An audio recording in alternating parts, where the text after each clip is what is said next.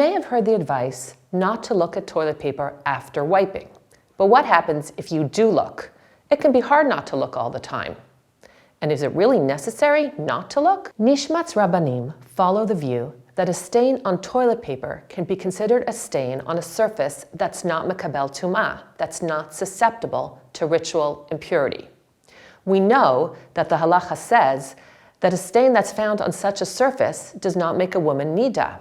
If so, when a woman wipes herself externally with tissues or toilet paper, disposable single-use items, any stain that she may find would not make her nida. If so, what's the problem with looking at the toilet paper? In fact, many Sephardi authorities will say just that. Any stain that a woman finds when she wipes herself externally with toilet paper, she can disregard. However, many Ashkenazi poskim raise the following concern. If a woman wipes herself immediately after urinating, we may have to consider any discharge that she finds on the toilet paper as a halachic flow. The thinking goes as follows. Perhaps the sensation of urinating covered up the sensation that we call a hargasha. A hargasha is an internal sensation of uterine bleeding that changes the status of any discharge that a woman finds afterwards. Nishmat's Rabbanim suggests an alternative possibility. If a woman waits between urinating and wiping, she need not be concerned with hargasha.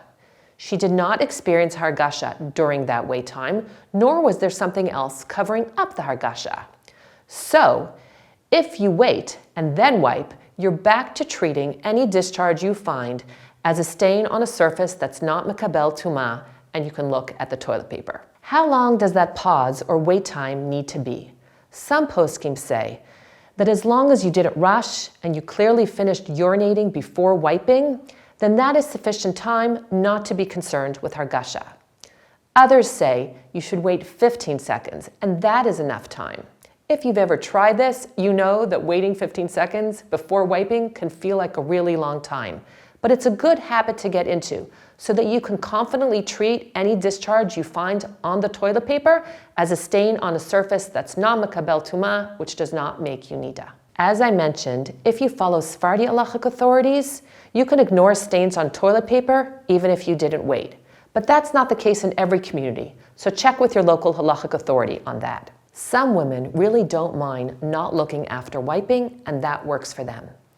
Other women like to know what's going on, and for them, waiting and then wiping and looking can be a great strategy to avoid halachic questions and still know what's happening. In the case of a medical concern, it's important to look and keep track of any bleeding.